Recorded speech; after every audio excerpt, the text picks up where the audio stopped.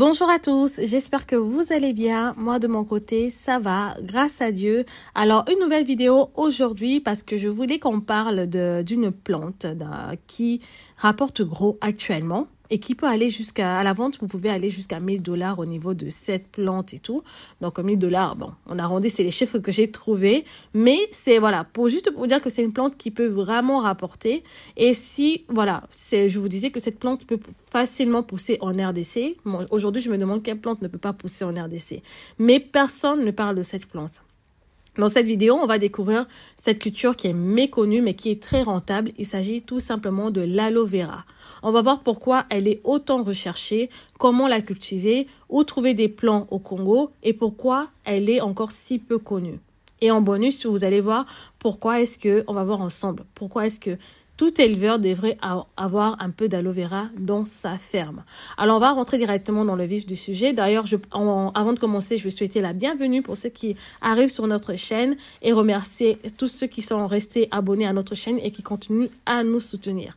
Donc, on va rentrer pour la première partie. On va parler de l'aloe vera. Qu'est-ce que c'est exactement et à quoi elle sert?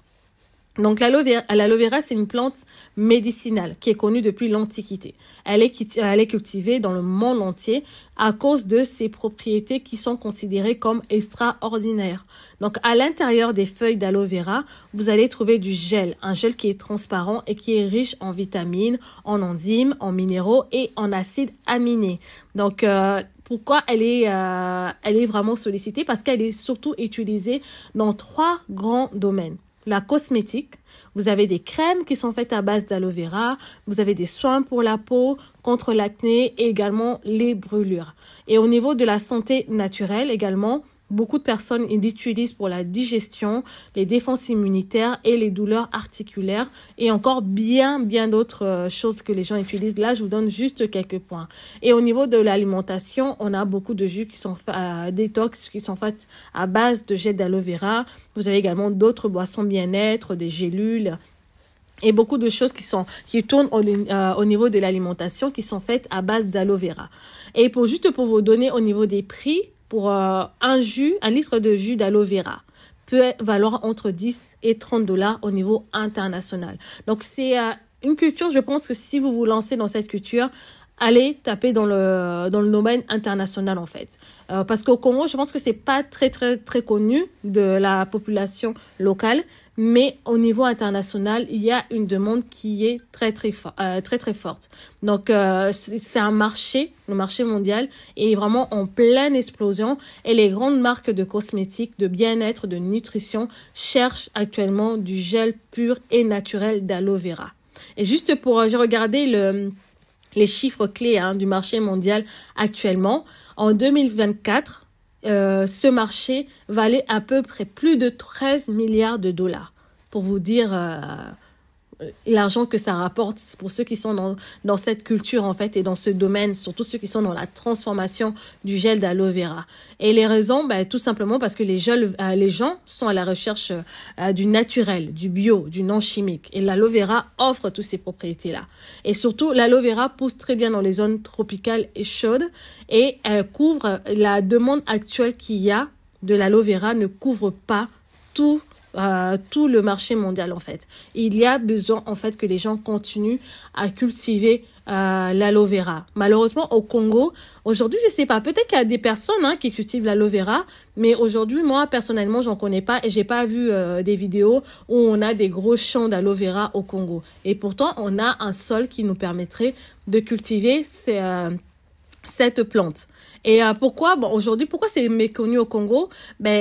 Je pense que c'est un manque d'information sur la valeur commerciale. Peut-être qu'on peut en trouver parce que quand vous allez un peu dans les villages un peu éloignés du Congo, vous avez plein de plantes comme ça. Vous dites oui, cette plante elle est médicinale et tout, mais les gens le négligent parce qu'ils connaissent pas la valeur commerciale. Et je pense que c'est le cas pour l'aloe vera. Ça doit pousser, mais les gens, étant donné qu'ils connaissent pas la valeur commerciale, ils négligent ça.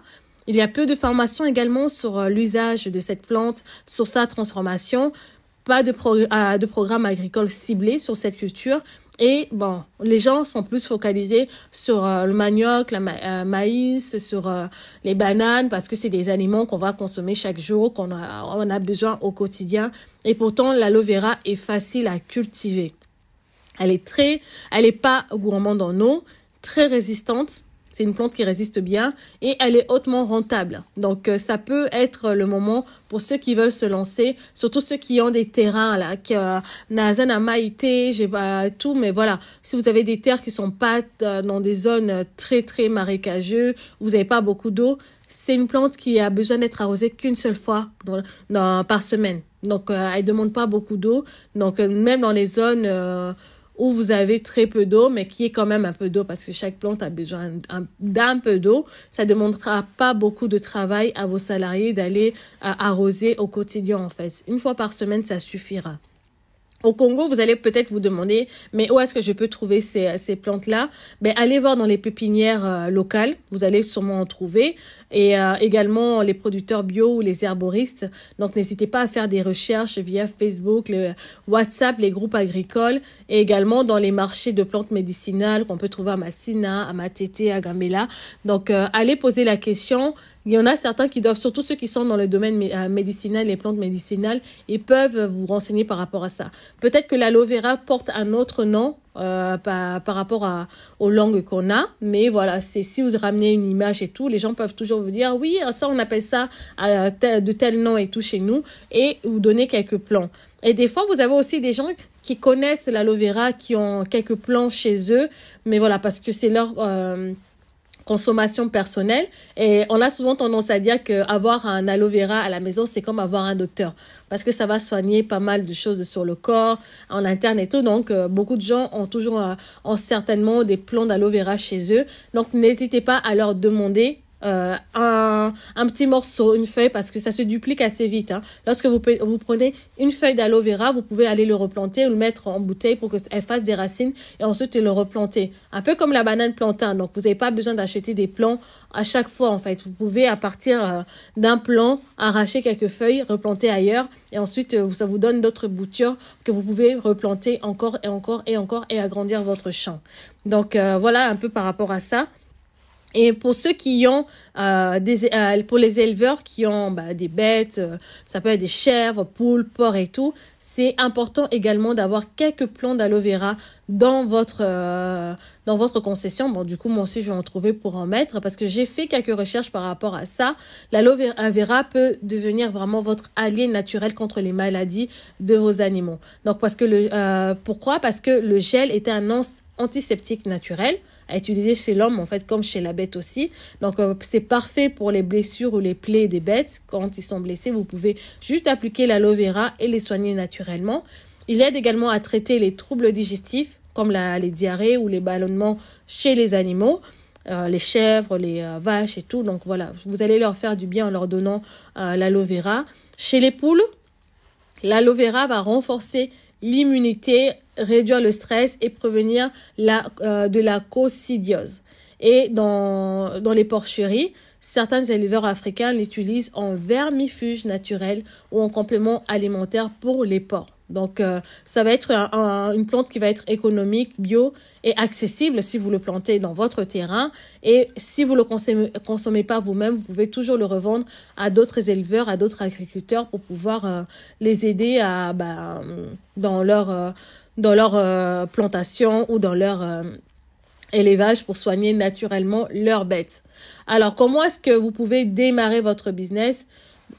Commencez déjà juste par trouver un plan de régie pour essayer. Si vous avez votre champ, vous pouvez déterminer peut-être un petit coin pour commencer cette plantation. Vous mettez un premier plant d'aloe vera et comme je l'avais dit, vous prenez juste les feuilles pour pouvoir les dupliquer, faire une sorte de pépinière avec les feuilles d'aloe vera. Une fois qu'ils ont les racines, vous les replantez ailleurs et vous commencez après à replanter ça pour pouvoir agrandir votre plantation. Donc, il vous faut un sol qui soit bien drainé, un peu comme les bananes plantains. Il vous faut un sol bien drainé, savoir espacer les plants, c'est 50 cm à peu près pour les espacer et de l'eau une fois par semaine, ça suffit pour pouvoir faire avancer votre champ d'aloe vera, à arroser juste une fois par semaine et au bout de 6 à 8 mois, vous aurez les feuilles matures pour pouvoir récolter. Ensuite, vous pouvez revendre les feuilles ou les transformer si vous connaissez les techniques de formation. Sinon, allez vous former via Internet, via des centres de formation pour voir comment est-ce que vous pouvez transformer votre gel si vous-même vous voulez transformer. Si vous voulez pas transformer, que vous voulez juste revendre les feuilles, je vous conseillerais de rentrer en contact avec des exportateurs de gel d'aloe vera. Et vous avez par exemple la chaîne YouTube ANEP.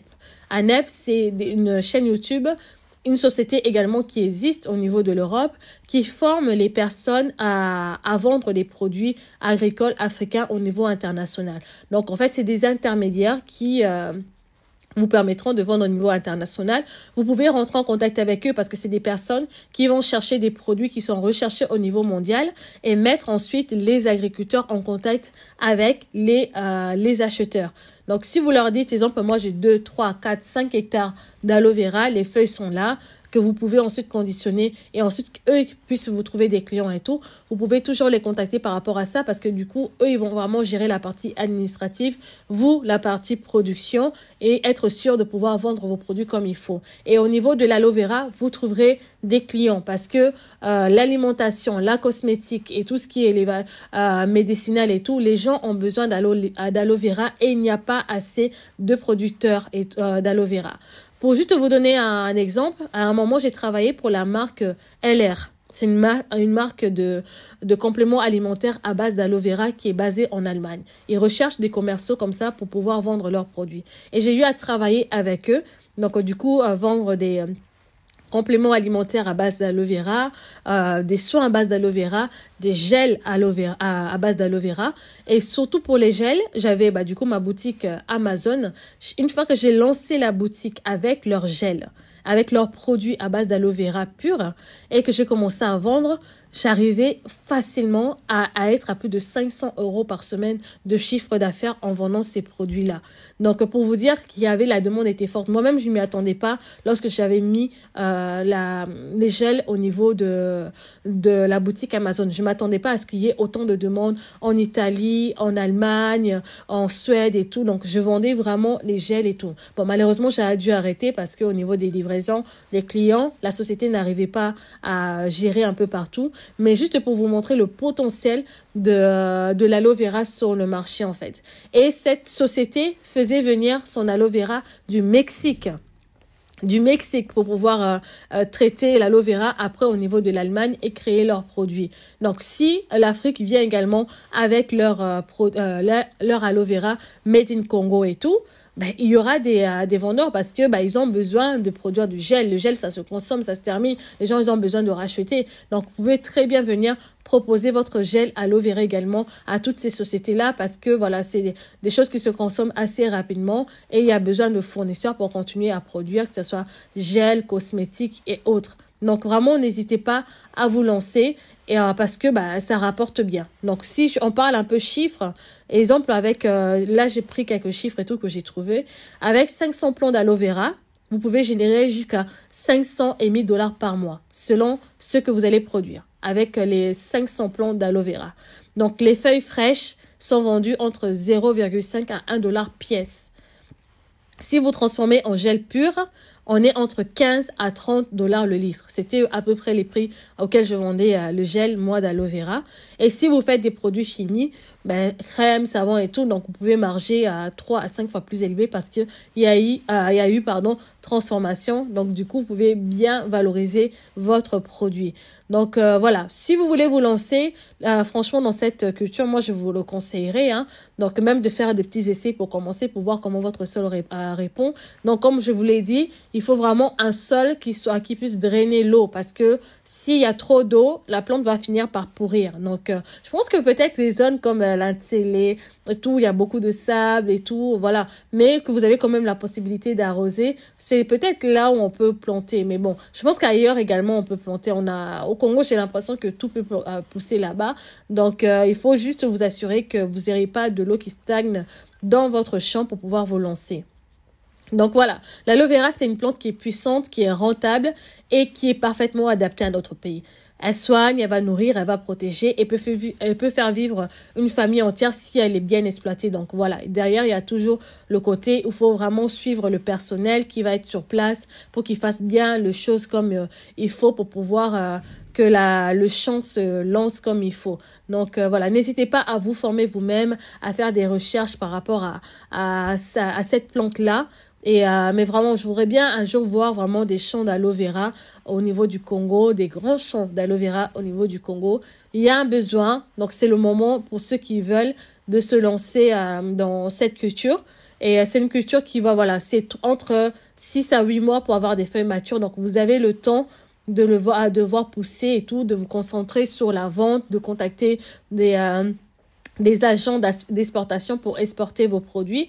Et vu que c'est un produit, je me dis aussi que ce qui est bien, vu que c'est un produit qui n'est pas très très connu au niveau du Congo, au niveau de la population locale, je dis pas que tous les Congolais ne connaissent pas, au niveau de la population locale, vous aurez moins de problèmes de vol qu'avec le pondou, le maïs et tout. Donc là, les gens ils vont voir ces plantes-là, s'ils savent pas à quoi ça sert et tout, ils vont pas être tentés de venir voler. Mais vous savez à quoi ça correspond et derrière, vous pouvez revendre comme il faut. Donc, ça vous laissera un peu tranquille par rapport à ça. Mais bon, tout champ a besoin d'être surveillé. Donc, il faudra quand même mettre une surveillance par rapport à ça. Donc, voilà un peu. Je voulais mettre en lumière cette plante. Je pense que je mettrai en lumière d'autres plantes qui se vendent bien au niveau international, mais qui sont pas très, très connues au Congo où les agriculteurs ne font pas attention à cette plante. Donc, je sais pas. Si vous connaissez des personnes qui font déjà la plantation d'aloe vera au Congo, n'hésitez pas à nous le dire. Si vous-même vous le faites, n'hésitez pas à partager, et surtout à nous dire comment est-ce que vous arrivez à revendre ça au niveau du Congo, qui est intéressé par cette plante au Congo,